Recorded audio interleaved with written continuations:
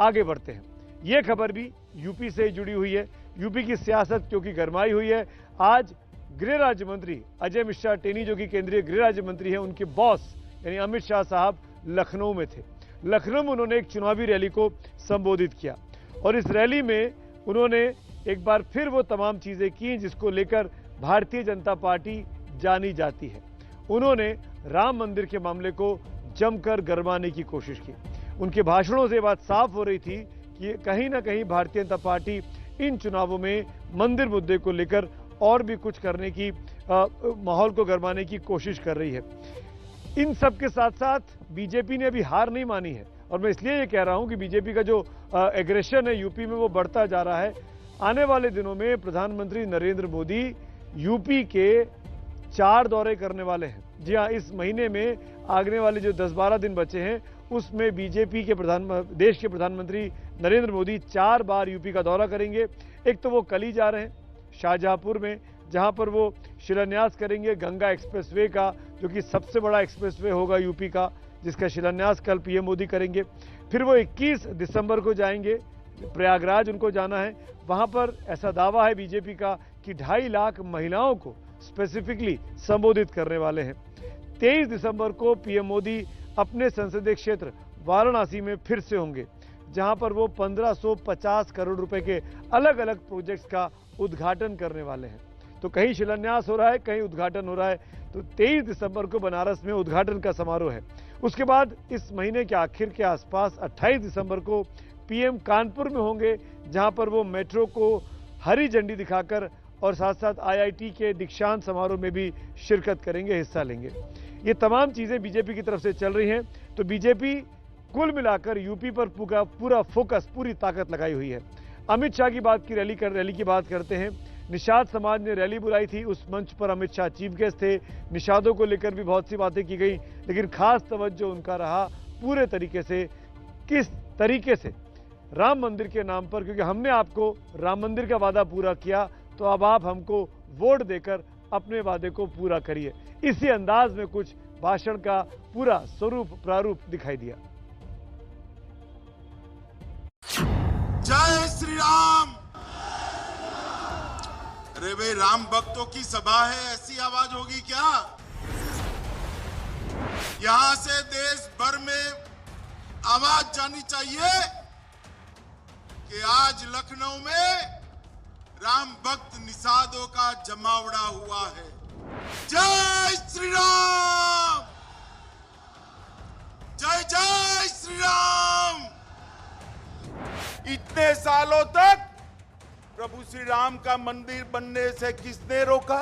ये प्रदेश भर से जो निषाद उमड़ कर आए हैं वो बताता है कि 2022 में 300 पार से भारतीय जनता पार्टी और एनडीए की सरकार बनने जा रही है। राम मंदिर और 300 पार का आंकड़ा। 300 पार से भारतीय जनता पार्टी और एनडीए की सरकार बनने जा रही है। बीजेपी जानती है कि राम से राम भक्त जुड़ गए और राम मंदिर पर आस्था हिलोरे मारने लगी, तो फिर 300 का आंकड़ा दूर नहीं। आप सभी लोग जोरदार तालियों से। गृह मंत्री अमित शाह लखनऊ में निषाद समुदाय के लोगों के बीच आए तो राम कथा के पन्नों से निकालकर भगवान श्री राम और निषादों के रिश्ते का वो मर्म भी बता गए, जो इस समुदाय के लिए आज भी प्रेरणा का स्रोत है। लेकिन राम के बहाने विपक्ष पर निशाने लगाने के पीछे अमित शाह का मकसद ये बताना था कि भगवान राम को तिरपाल से भव्य राम मंदिर तक लाने वाली बीजेपी को भूलना मत। गोस्वामी तुलसीदास जी ने कहा था कि जब प्रभु श्री राम और मां सीता को भूमि पर सोता देखा, तब निषाद राज की आंखों से अश्रु की धारा बह चुकी। और हम सब ने इस जमाने में भी सालों तक हमारे आराध्य प्रभु श्री राम को तिरपाल के मंदिर में देखा है। मोदी जी ने कुछ ही समय पहले आकाश से भी ऊंचे गगनचुंबी प्रभु श्री राम के मंदिर की नींव डालने का काम किया है, नींव डालने का काम। निषाद रैली में अमित शाह ने राम मंदिर की बात की तो सहकारी बैंक के कार्यक्रम में मोदी की डुबकी के बहाने औरंगजेब को भी यूपी के चुनावी मैदान में फिर उतार दिया।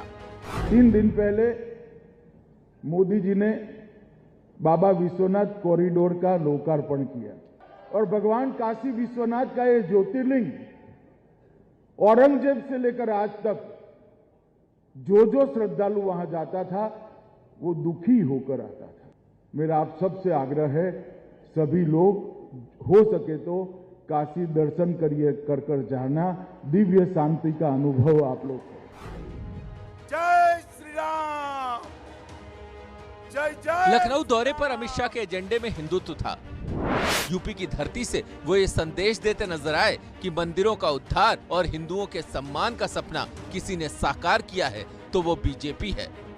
राम जन्मभूमि स्थान पर भव्य श्री राम का मंदिर बने, इसके लिए देश और दुनिया के कई लोग लगे रहे, मगर वो शुभ दिन नहीं आता था। जब दूसरी बार मोदी जी को पूर्ण बहुमत मिला, कुछ महीने पहले ही मोदी जी ने उसका भूमि पूजन किया है और कुछ महीने बाद ही श्री राम जन्मभूमि के दर्शन करने का हमें सौभाग्य है।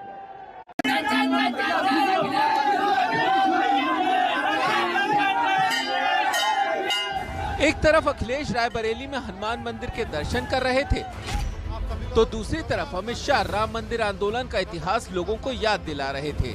बीजेपी को भी पता है कि राम मंदिर ही वो चाबी है जिससे यूपी के चुनाव का ताला खुल सकता है, तभी तो अखिलेश बीजेपी पर पलटवार कर रहे हैं। मोदी जी ने राम जन्मभूमि ट्रस्ट न्यास की स्थापना की। उत्तर प्रदेश चुनाव में बीजेपी की रणनीति साफ है। एक तरफ प्रधानमंत्री नरेंद्र मोदी विकास की बात कर रहे हैं, विरासत को विकास से जोड़ रहे हैं, तो दूसरी तरफ अमित शाह हिंदुत्व के एजेंडे पर पार्टी को आगे ले जा रहे हैं। अमित शाह अब तक यूपी में जहां जहां गए हैं वहां राम मंदिर का जिक्र उन्होंने जरूर किया है। एक तरफ एक्सप्रेसवे है, हवाई अड्डा है, मेट्रो है, तो दूसरी तरफ राम मंदिर, काशी विश्वनाथ कॉरिडोर और अब तो मथुरा का मुद्दा भी बीजेपी ने हवा में उछाल दिया है। अमित शाह बीजेपी की चुनावी राजनीति के चाणक्य माने जाते हैं। उन्हें पता है कि मुद्दे और काम पर चर्चा भले ही ऊपर से देखने में अच्छी लगे, लेकिन जब मामला वोट का हो तो राम का नाम ही बेड़ा पार करेगा। लखनऊ से संजय त्रिपाठी की रिपोर्ट। जय जय श्री राम। अगर अभी तक आप लोगों ने बीजेपी का इस चुनावी कैंपेन को देखा होगा तो समझ में आ गया होगा कि बीजेपी 2 pronged स्ट्रेटेजी कर रही है, यानी 2 नीति एक साथ अपना रही है। पहली तो ये कि वो विकास के नाम की बात कर रही है, चाहे वो एक्सप्रेसवे का उद्घाटन हो, कॉरिडोर का उद्घाटन हो, इस तरह के तमाम विकास के कार्यक्रम दिखा रही है। साथ ही साथ वो हिंदुत्व के मुद्दे को भी नहीं छोड़ना चाहती है। बीजेपी को समझ में आ गया है कि इसके जरिए वो अपने बहुत बड़े वोट बैंक को अपने साथ रख सकती है, क्योंकि जब जब बीजेपी ने हिंदुत्व के मुद्दे को उछाला है, बीजेपी के लिए चीजें जो हैं बहुत ही सुकूनदायक रही हैं। कुछ आंकड़े आपके सामने रखता हूं, ध्यान से देखिएगा। 2014 चुनाव से पहले तब के यूपी प्रभारी अमित शाह ने अयोध्या से चुनावी अभियान की शुरुआत की थी और मुजफ्फरनगर दंगों के बाद चुनाव को सम्मान की लड़ाई कहा था। 2014 में बीजेपी को बहुत बड़ी संख्या में वोट मिले थे, बहुत बड़ी सीटें मिली थी। 2017 के यूपी के विधानसभा चुनाव में शमशान, कब्रिस्तान और ईद दिवाली जैसे मुद्दे बीजेपी की तरफ से उछाले गए, बार बार रिपीट किए गए, जिसका असर हुआ और 2017 के चुनावों में क्या नतीजे आए किसी से छुपा नहीं है। बीजेपी की सरकार बनी, 300 से ऊपर सीटें आई।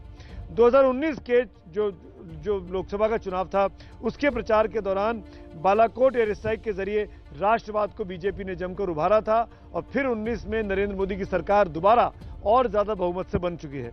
2022 के जो विधानसभा चुनाव अब आ रहे हैं उसमें बीजेपी की विकास की बात तो कर रही है, लेकिन हिंदुत्व का जिक्र इसीलिए बार बार किया जा रहा है, इसीलिए राम मंदिर का जिक्र किया जा रहा है, काशी विश्वनाथ कॉरिडोर का किया जा रहा है। बीजेपी को लगता है इससे उसको फायदा हो सकता है।